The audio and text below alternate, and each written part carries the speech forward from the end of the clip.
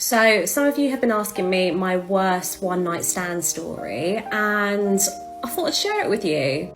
Are you serious? So he came back to my flat in London. We did the deed. The dick game was strong, you know. I was really happy. And then in the morning, this is where things got weird. This is where I personally felt violated.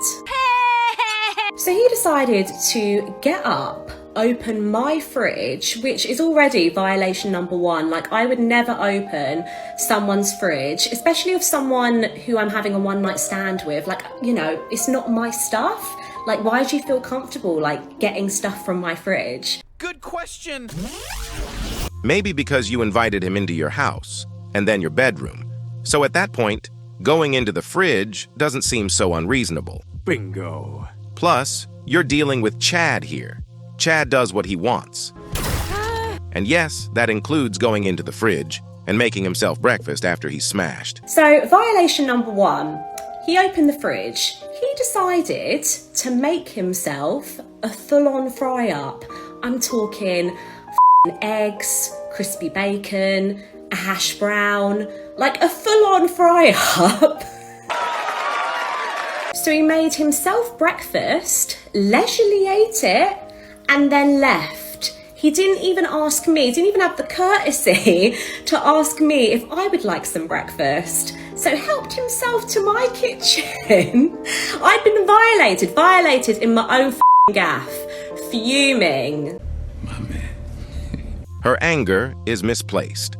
The root cause of the violation was in her decision to invite a stranger into her house and her bedroom without properly vetting him or establishing clear boundaries. What a floozy. She doesn't recognize this because we know that for many modern women, accountability is her kryptonite, logic is her arch nemesis, and deflection is her ultimate defense. Fact.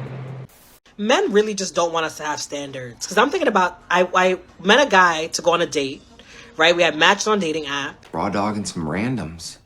And we were going to go to City Island. Why were we going to go to City Island? Because I was going to go there anyway.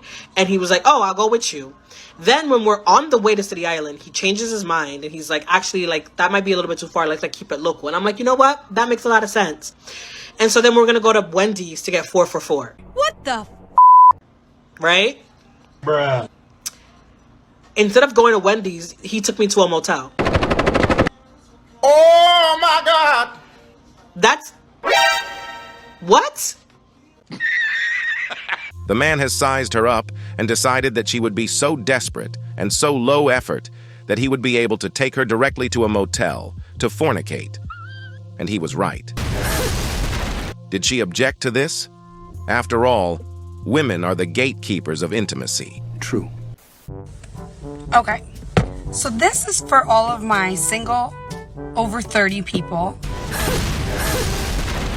Is anybody else just over this hookup culture? I mean, I get it. I'm online. I'm trying all these things. That's nasty. What happened to romance? What happened to a little bit of chivalry? Whatever happened to all of the nice things that men used to do instead of everyone asking us, what are you doing? Can I come through? Romance and chivalry are becoming a thing of the past. That's right. Women decided long ago that they no longer required romance and chivalry for a man to gain access to their bodies. No way. The sexual revolution and the effeminist movement played a big part in this. It's open. I don't go out on dates with guys who don't open the door for me. Really? Really? Seriously? Yes. Oh, man. Here's Suzanne Venker talking about the problems men have regarding romance and chivalry. I can do it by myself. I'm strong enough. You don't need to hold the door open for me. You don't need to pay my way. You don't need to basically anything that's sort of traditionally male and female in terms of the courtship is just gone. And after so many years of hearing that, my argument is that men have effectively said, okay, well, you said you don't want it, so I guess I'm not supposed to do it. And if I do it, then you're going to be insulted. So they're really lost and confused about what it is that women want. And here is the effeminist movement's view when asked whether or not women ended chivalry. I wouldn't even go as far as to say that women kill chivalry. Whether you look at from Cardi B to Beyonce or working moms like myself, what we have done is we have evolved the conversation of what it means to be a woman in today's society. And what that means is, we're doing it all. And it basically means that men have to basically rise to the occasion to meet us where we are. We are not, the mothers of our past, and there was nothing wrong with that. But we are getting our arms involved in a lot of things, and we're busy doing and juggling millions of things. So chivalry is not dead in the essence of we don't want men to open doors for us. But what we are saying is, you have to handle us. Shut up! The modern woman wants to have her cake and eat it. True. But a non-traditional woman should not expect a traditional man. I'll leave a link to the full video below. Is there any real men out there at all?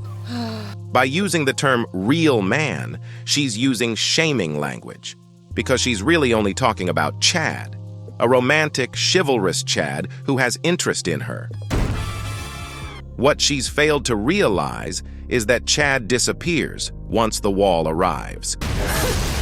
It wasn't even like a little bowl of cereal, like some Cocoa Pops, bit of milk. It was a full-on fry-up. He used my eggs, my Burford Browns that I bought from Waitrose. I should have asked him for the money back, But yeah, I would say that was definitely my worst one-night stand experience. You know what's wild? In the last year, I went from a body count of 1, the one guy I'd ever been with, to now I have a body count of over 110. I did it all for the nookie.